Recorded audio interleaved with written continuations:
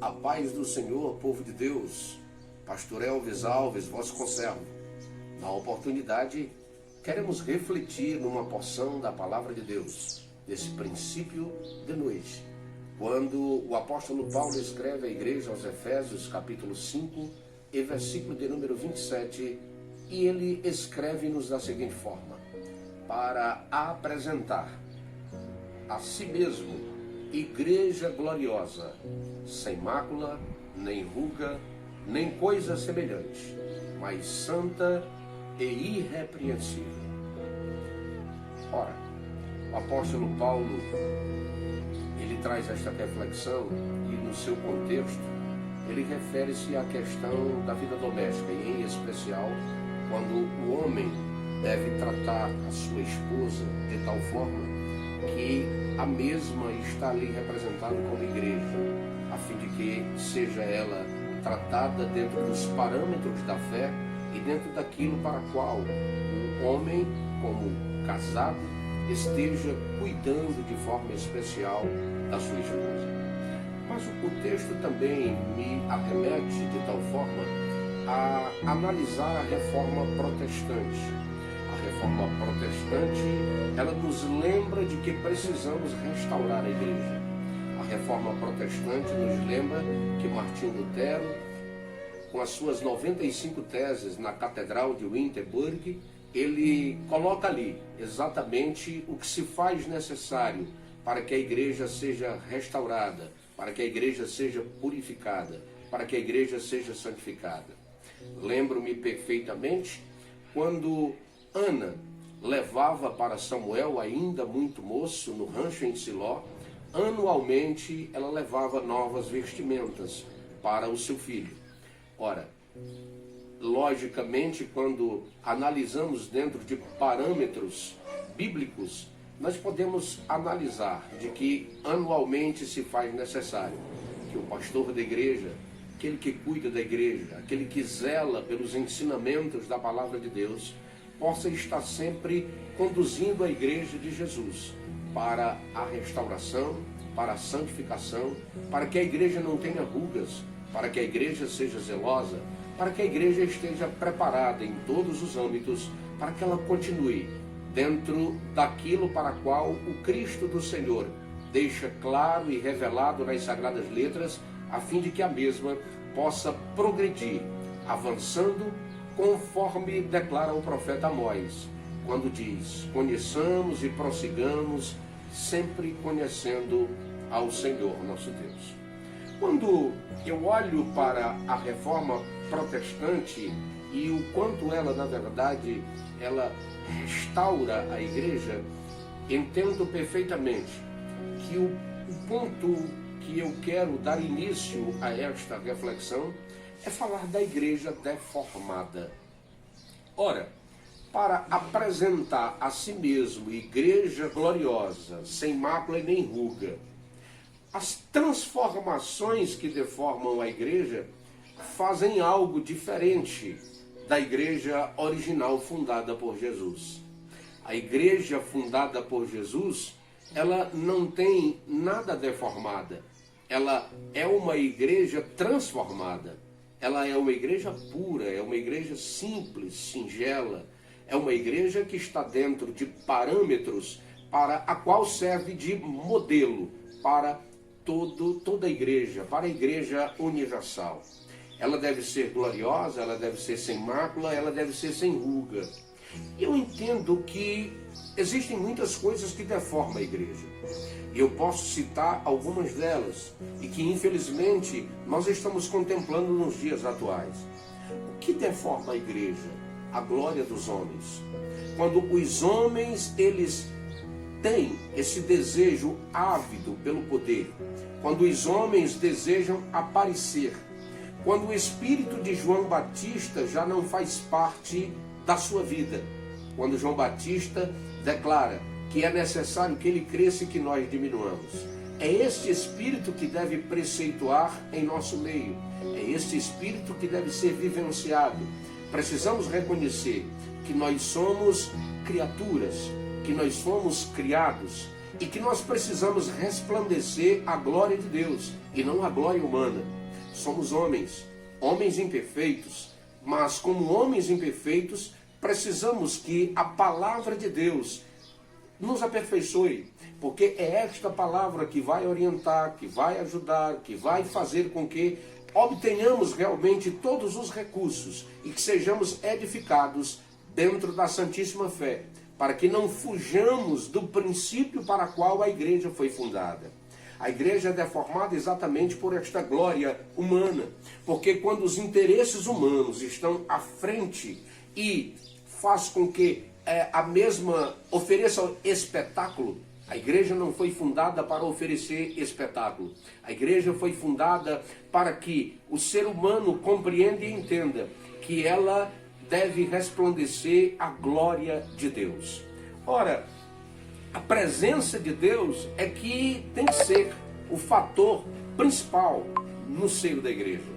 Isso deforma qualquer igreja, a glória dos homens. Outra coisa que precisamos observar é que a mácula ou o pecado também é um fator deformador da igreja.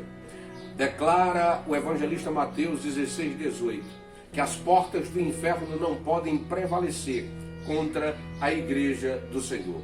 Mas quando o pecado adentra na igreja e não se busca mais a vida de santidade através da palavra, visto que João 17:17 nos declara que quem nos santifica é a palavra. Santifica-os na verdade, a tua palavra é a verdade.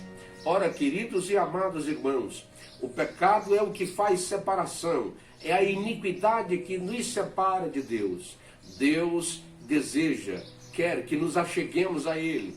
O próprio apóstolo Paulo nos revela através dos seus escritos que devemos nos achegar a Deus para que Ele se achegue a cada um de nós. Chegou o tempo da igreja confessar os seus pecados. Chegou o tempo da igreja orar, buscar, se arrepender dos seus maus caminhos. Chegou o tempo da igreja chorar pelos seus próprios pecados, a fim de que a glória de Deus seja estabelecida e o nome dele seja glorificado em cada uma de nossas vidas e as portas do inferno, em tempo algum, venha prevalecer contra a igreja de Jesus. Outra coisa interessante que o texto nos propõe e que o apóstolo Paulo deixa clara é que rugas ou envelhecimento também é um fator deformador da igreja. Quando o tradicionalismo faz a igreja envelhecer e ela não aceita mudanças, ficando apenas no passado, ficando apenas para viver de museu, olhando para o passado, quando ela pode realmente avançar, ela pode crescer e crescer com o novo de Deus, visto que o próprio Senhor declara através do apóstolo João no livro do Apocalipse que o Senhor faz nova todas as coisas. O próprio apóstolo Paulo nos escreve aos Romanos e deixa isso claro, que em verdade não em Romanos, mas em Coríntios 5:17, ele declara que somos nova criatura em Deus e as coisas velhas já se passaram. Eu preciso viver em novidade de vida. Não posso permitir que a igreja envelheça porque a igreja não é velha. A igreja sempre será nova porque ela está em Deus, ela está na palavra, ela vive a palavra. A palavra lhe deixa jovial, a palavra não lhe permite que se crie rugas, que ela fique manquejando ou manquitolando. A igreja, ela é nova em Deus, ela é nova na graça, porque ela arrepende-se de suas práticas para viver tudo aquilo que o Senhor reserva para o nosso viver. Portanto, o apóstolo Paulo deixa isso bastante claro, que a igreja deformada, ela é exatamente assim. Ela deixa que rugas a envelheça, ela deixa que o pecado tome conta dela, e ela permite que verdadeiramente a glória humana tome conta dela. Mas o que nós queremos e o que o apóstolo Paulo nos ensina através desse texto é que a igreja precisa ser reformada. E entendemos que para que a igreja seja reformada, conforme ele declara no texto, nem coisa semelhante, porém santa e sem defeito, porque a igreja é viva. ela faz parte do corpo de Cristo. Por isso, está sempre em reforma.